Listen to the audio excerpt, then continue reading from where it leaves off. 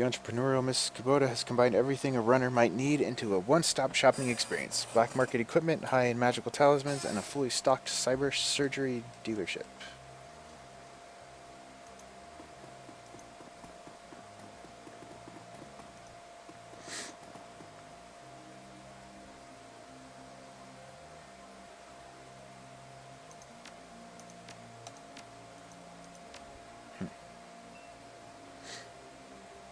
Okay, then.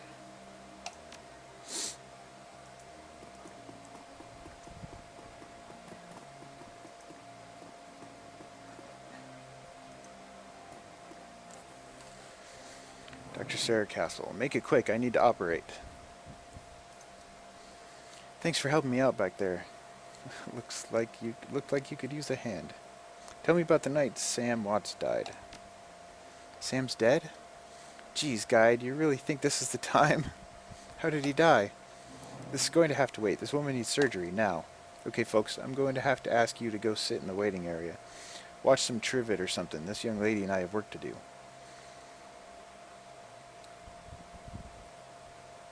I have questions first. You're not going to let me do it. Dear God, can't you see she's in pain? Do you see that arm, chummer? I have to operate now. Okay, Coyote, let's take a look at your face. Leave it. Excuse me? Coyote. I earned this face by being stupid. I'm going to keep it. End story. Whatever you say, kid. With one swift move, she sinks a syringe into Coyote's thigh. Nighty-night.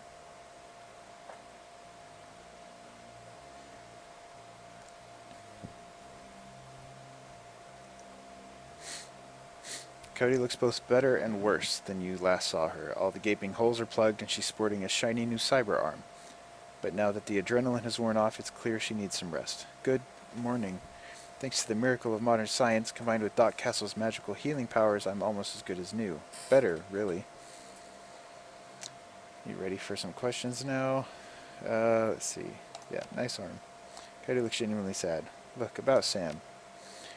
I can't say I'm surprised he's dead. Sam was on a downward spiral for a long time. What can I tell you? Tell me about Sam. I hear you liked him. I did. He made me laugh. No one else seemed to like Sam's jokes, but I did. No accounting for taste. Sam made some bad jokes. Not when he was sober. He was chill and funny. I guess I knew him the best of everyone here. Sorry he's gone. Served Sam the night he died. What do you remember about that night? It's a pretty average night. Regular crowd, as I remember. Sam was drinking with a guy named Armitage. Jake Armitage? Yeah, you know him? Met him. He's a charmer, too. She bites her lower lip. I like gingers. Anyway, Jake and Sam were having a few. Well, Jake was having a few. Sam was tossing him back, but good. Eventually he got loud, the way he sometimes did when he mixed drinking and who knows what, and Mrs. Kubota wanted him ejected. Mr. Clue wasn't around, can't remember why, so she asked Jake to do the honors. Jake dragged him out the back into the alley, and that's the last time I saw Sam. You said he got loud. Do you remember what he was saying? She thinks. Standard Sam Drek.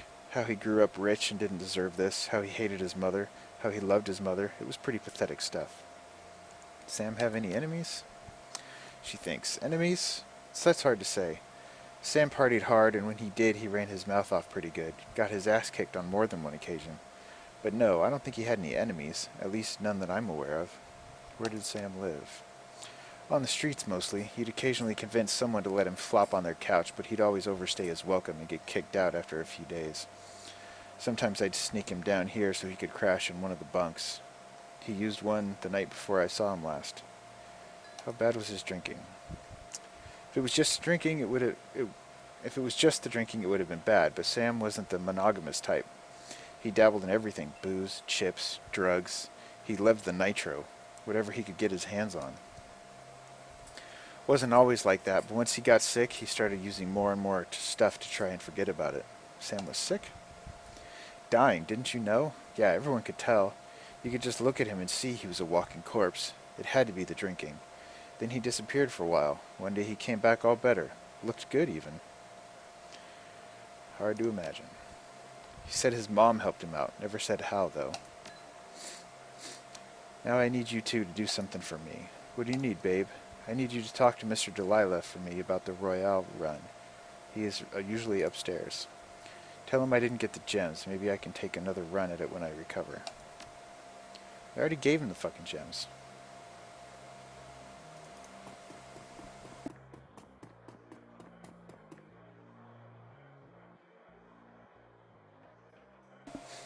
bunk is a mess and reeks of booze. Searching through the sheets, blankets, and pillow, you find an old photograph that has seen a lot of wear. Pictures of a blonde boy and girl, both about age 14, sitting on a dock on the edge of a lake. They appear to be twins. The boy has his arm tight around the girl's shoulders and is mugging for the camera. The girl is planting a kiss on his cheek while making rabbit ears behind his head with her fingers. Written in a woman's hand are the words Sam and Jessica, Lake Sammamish State Park, summer 2040.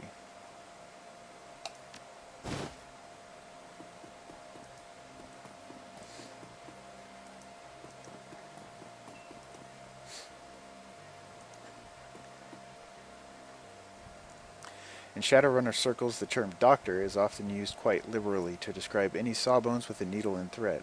But in the case of the Union's resident medical expert, nothing could be further from the truth. The safe house boasts a fully equipped medical suite, complete with shamanic fetishes.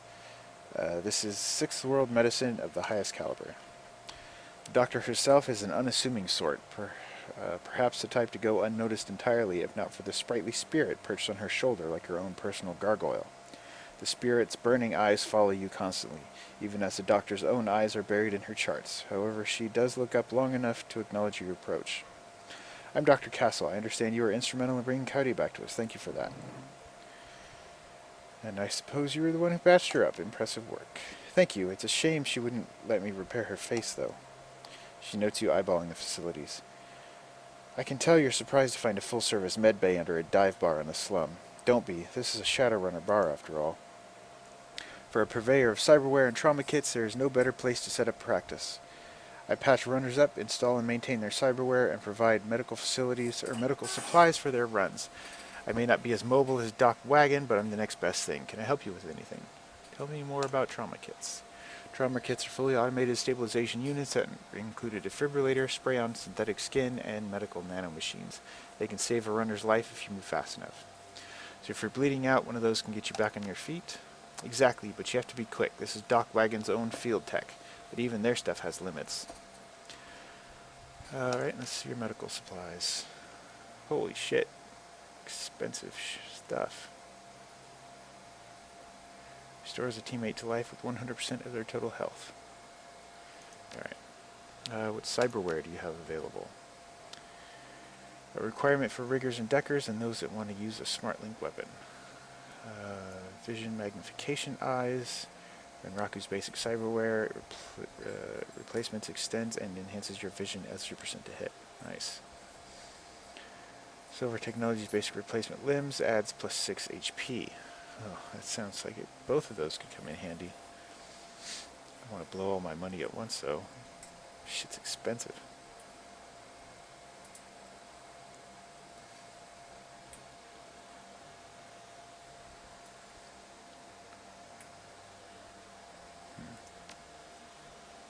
I see shamanic fetishes. You a shaman too?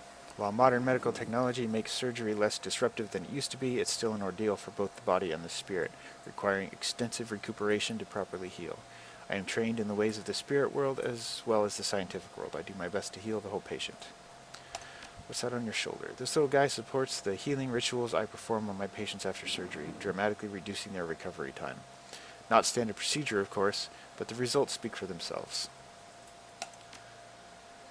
Okay.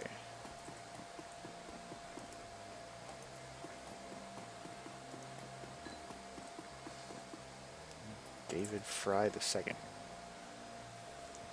Every inch of the tech alcove is covered in a chaotic patchwork quilt of circuit boards, chips, wires, displays, and a million other things that you can't identify. In the eyes of this techno-bit storm stands a dwarf, immaculately dressed and supremely calm. I know that look. Don't let the size of the shop fool you. I can get any Matrix hardware or software that exists, and if it doesn't exist, then I can get it made for you. Any questions I can answer, any questions I can answer, or anything gear you need? Okay. What's a deck?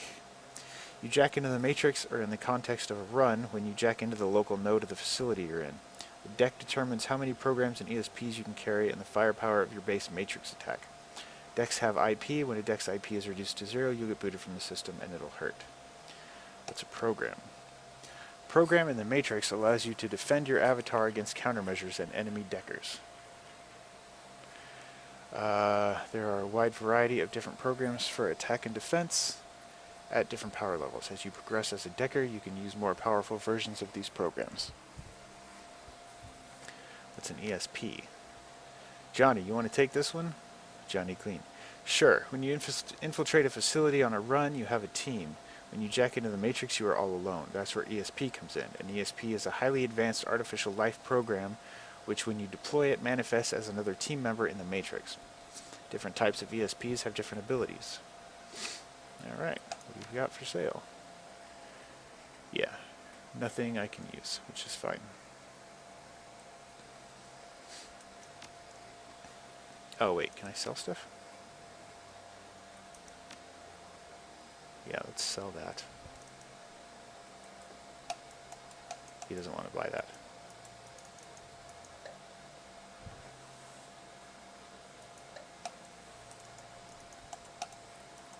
Okay, fair enough. See you later.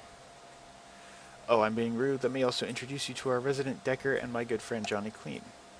While in the same overalls that you saw him in upstairs, down here, leaning over a workbench crammed with circuit boards, cables, and chips, Johnny Clean seems a totally different person. You get the impression that Johnny was once as hot and as invisible as the most infamous deckers today. Good to see you down here. Happy to be of help if I can be. How is decking used? The decking skill is often used just on terminals in the real world to get information, hack doors, etc. But occasionally a run will have the option or the requirement to go into the local matrix LAN of the facility you are infiltrating in order to gain access to valuable information or control more important things in the real world. Yeah, why are you dressed as a janitor? Did I stand out upstairs? No, janitors never do. When I was younger, I had a rep for getting in and getting out of systems so cleanly that no one knew I was there. Half the Matrix run that earned me my rep were made possible because I was able to get inside the facility posing as a janitor. Now it's just sort of part of me. Is it true that you were part of the Echo Mirage team? Let me get this one. Listen, I've known the guy for over a decade, and he's been smart enough not to tell me.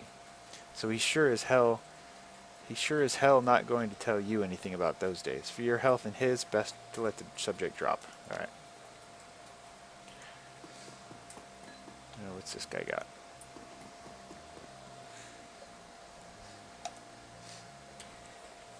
Theodore Buster Gruberman is a well-groomed orc dressed with a precision that suggests the straight lines of a military officer's uniform. His hair is cropped short, high and tight, as they say, and the neatness this presents is only compromised by the uneven tusks protruding from his mouth. The only other defect in this picture of perfection is the man's cybernetic right arm, which is obvious enough to be noticeable but not so obvious as to ruin the line of his suit. When he speaks, the orc's voice is soft and thoughtful, and he talks almost exclusively in numbers: calibers, ranges, rounds per second, arc of fire, razoring factor, tensile strength, and of course price. Bunker Buster Gruberman at your service. Friends call me Buster. I also answer to Sergeant, Sir, and even Theodore on occasion. Anytime you're in the market for firearms, ammunition, or ordnance, I'm your man. How can I help you? Things that go bang in all shapes and sizes, plus other odds and ends on occasion. Consider me your own personal armory. All weapons are guaranteed to meet strict UCAS military spec or your money back. In addition, I can handle routine maintenance, repairs, and upgrades if you so desire. And if that wasn't enough, I also teach a safety and instructional course every weekend. This week we're covering bayonets. Mark my words, they're making a comeback. So what can I get you? Yeah, what do you got?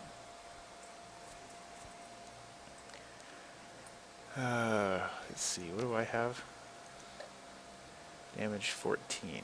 Has he got anything better than that? Damage 12. 10. Grenades. Medkits. Oh, does he want to buy this? He does, sweet. So, okay, done.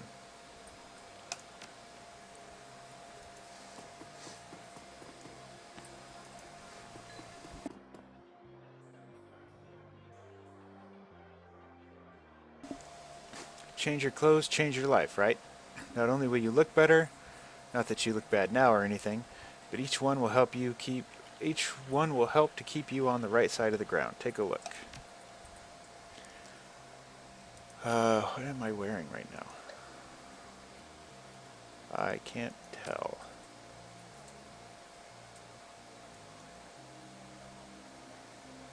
Let's see, armor 4, armor 3. Oh, I got that on. Let's see if I can get something better. Dressed one step above a street ganger, grants HP plus 3, and better armor. Shit, I don't know. I don't know what to spend my money on. I think I'm alright for now. Let's hold off. If I start getting my ass kicked all the time, I'll come back and upgrade some stuff. Algernon. Past the bar, the edges of the safe house become somewhat indistinct due to the magical haze surrounding a particular elf. The man seems only half of this realm, his mind wandering the far horizons of astral space while his body peddles his otherworldly wares. Good evening, young dwarf, and welcome to the humble home that we call the Union. I am Algernon. The fuck are you supposed to... Is it Algernon? Like the book? I don't know. To ease your way through the sixth world, I offer you the best in magical foci, spells, and fetishes for the conjuring of spirits. Yeah. All shit I can't use. Alright.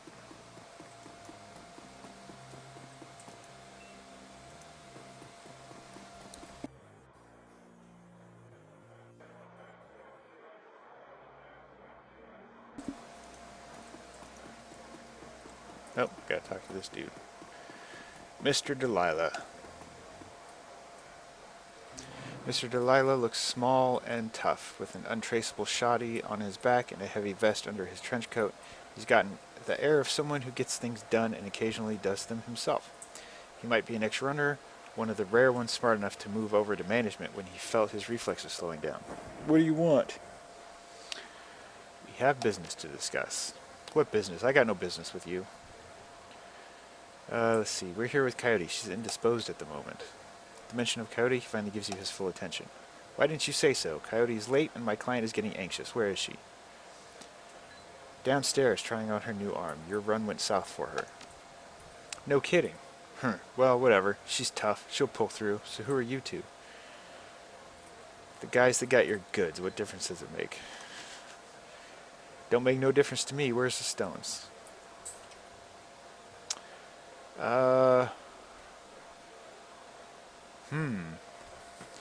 Here's an interesting conundrum.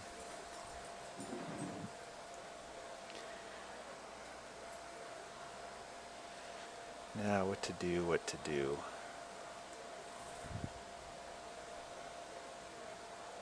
Hold back the best stone and give him the rest. Hold back the pebble with the runes on it and give him the rest. Let's try it. In an instant, there's a jeweler's scope in his eye, moving quickly through what appear to be the most valuable stones. He stops when he can't find what he's looking for. He glares at you furious and throws the rest of the gems in your face. It's not here. What? He exhales and slowly wags his head as he speaks. Let me explain the way the world works to you. I hire someone to do a job, they do it. Then they get paid and we part happy. Now, you have something that I paid Coyote to get for me? That makes it mine. So you give me the pebble and we won't make any more work for Johnny Clean.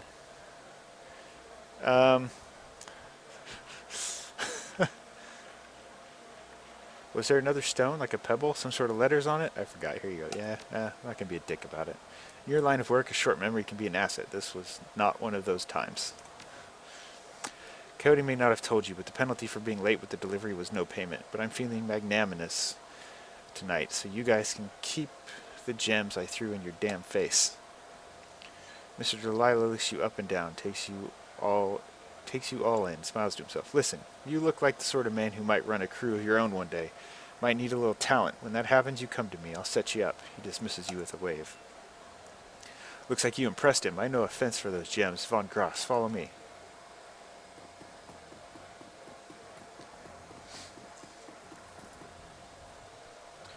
We're done for now. Buzz.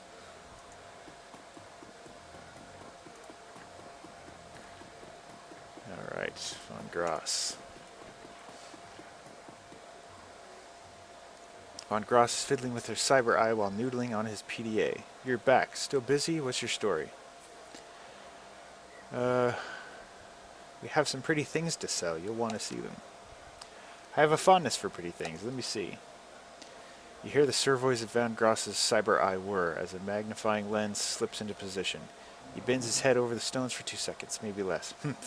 Where'd you get this dreck? Gumball machine? I'll give you 1,000 for him. Yeah, whatever, it's fine. Done, give me your crit stick.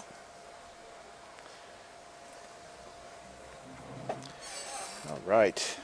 Some more cash.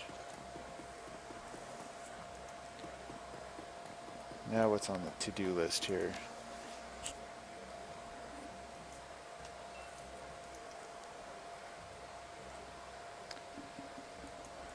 Return to Coyote.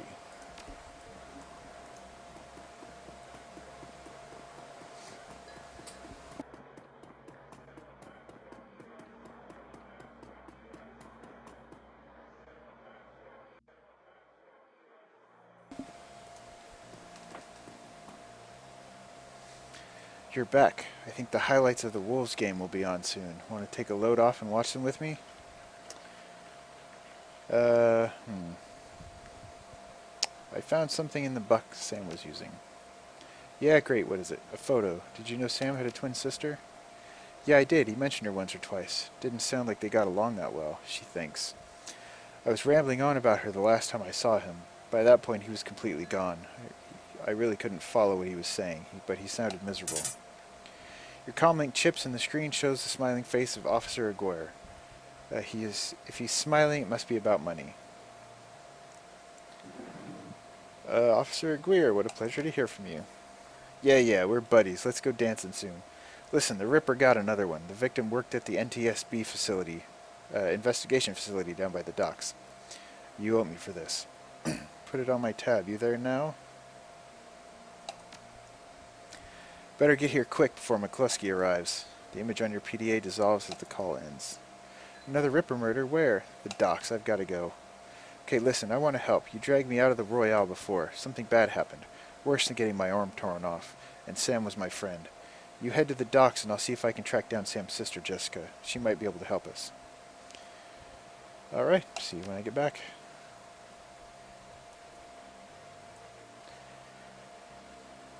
I like how the arm's still there.